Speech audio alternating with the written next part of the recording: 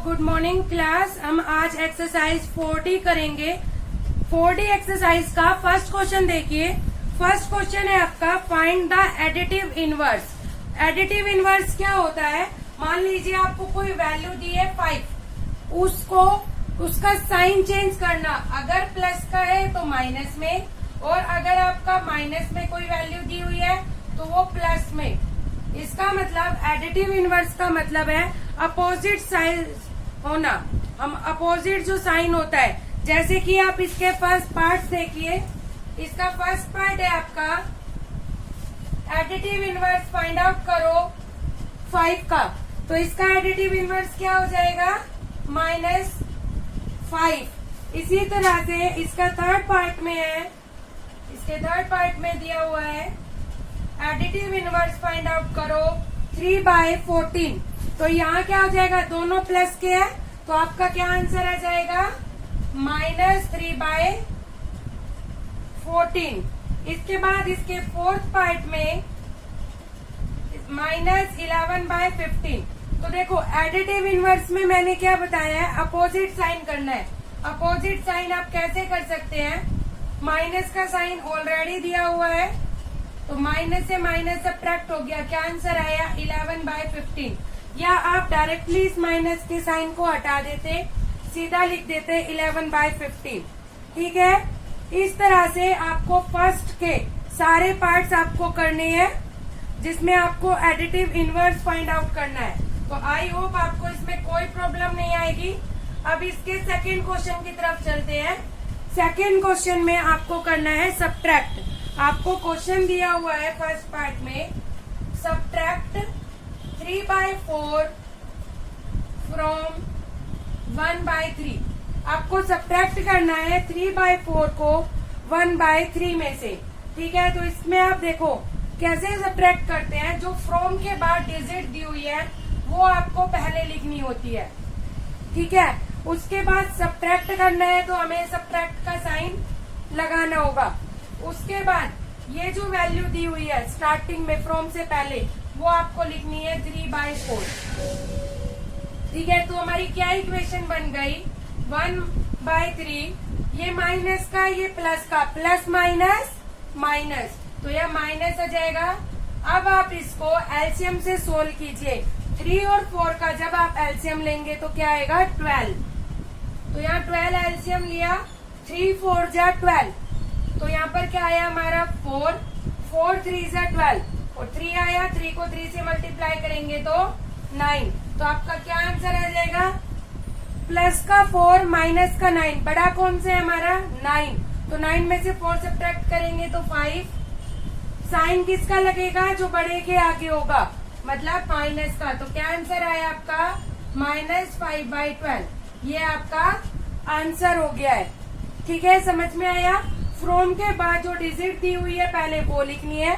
Subtract करना है तो सब्ट्रैक्ट का साइन, और जो डिजिट जिसे हमें सब्ट्रैक्ट करना है वो यहाँ लिखिए। अब इनका साइन देखिए, एक माइनस का है ब्रैकेट के अंदर, प्लस का है। जब आप एक माइनस और एक प्लस का साइन हो, माइनस प्लस क्या आता है? माइनस।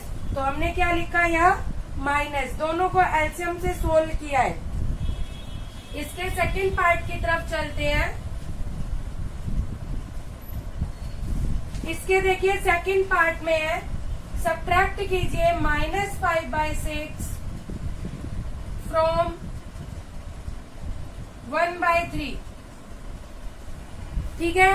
तो मैंने क्या बताया? जो फ्रॉम के बाद वैल्यू है पहले हम वो लिखेंगे। हमें सब्ट्रैक्ट करना है तो सब्ट्रैक्ट का साइन और वो डिजिट लिखिए जो आपको दी हुई है, जो हमें सब्ट्रैक्ट करनी है। तो -5/6। तो अब ध्यान से देखो, यहाँ बाहर भी माइनस और अंदर भी माइनस, माइनस माइनस प्लस होता है। तो किसका साइन आ जाएगा हमारा? प्लस का साइन। तो 1/3 प्लस 5/6 एलसीएम लोगे आप तो आएगा आपका 6। 3 2 जा 6 और यह 5। तो आपका क्या आंसर आ गया? 7/6। यहाँ ध्यान देने वाली बात क्या है? कई बार हम क्या गलती कर देते हैं, ये सब्ट्रैक्ट का साइन नहीं लगाते, जबकि हमें सब्ट्रैक्ट करना है तो ये साइन कंपलसरी होता है। और इसके बाद वाली वैल्यू को आप ब्रैकेट में लिखिए, ताकि आपको साइन समझ में आए कि साइन माइनस माइनस प्लस हो रहा है, माइनस प्लस माइनस हो रहा है, या बाहर प्लस का है अंदर माइनस का है, तो ये ब्रैकेट लगाना जरूरी है। ठीक है, इसके बाद देखिए इसका थर्ड क्वेश्चन मैं आपको बताती हूँ।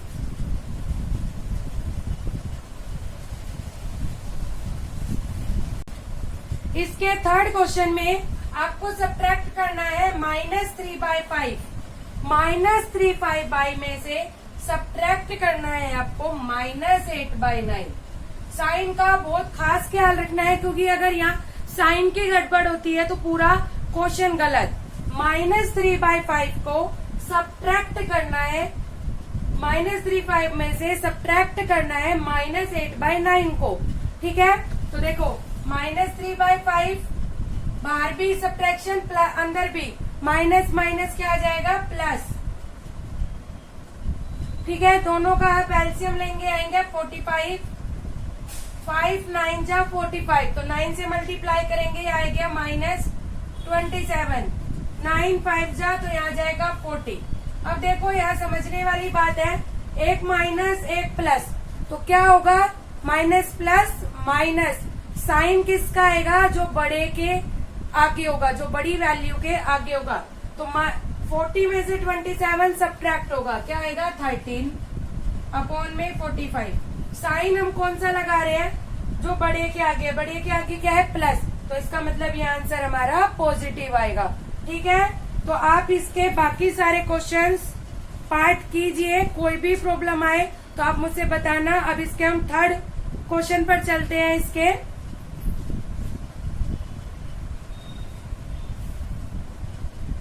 सेकंड का मैं आपको एक पार्ट और बताती हूँ। जैसे 5 सब्ट्रैक्ट करना है आपको, सब्ट्रैक्ट करो 5 फ्रॉम -3/5।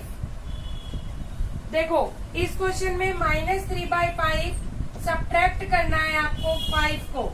जब 5 के अपॉन में कुछ नहीं दे रखा, आप लगाएंगे यहाँ 1। ठीक है, तो -3/5 -5/1। इनका एलसीएम आया 5, यहाँ -3 और यहाँ 25। Minus minus plus, sign minus का, तो 25 और 3 28, साइन माइनस का, क्योंकि दोनों के ही आगे साइन माइनस का है, तो माइनस माइनस होता प्लस है, लेकिन साइन हमेशा माइनस का ही लगता है। ठीक है, अब इसके थर्ड पार्ट पे, थर्ड क्वेश्चन पे चलते हैं। इसके थर्ड क्वेश्चन में आपको एवुलेट करना है। थर्ड क्वेश्चन के फर्स्ट पार्ट में आपको एवुलेट करना है।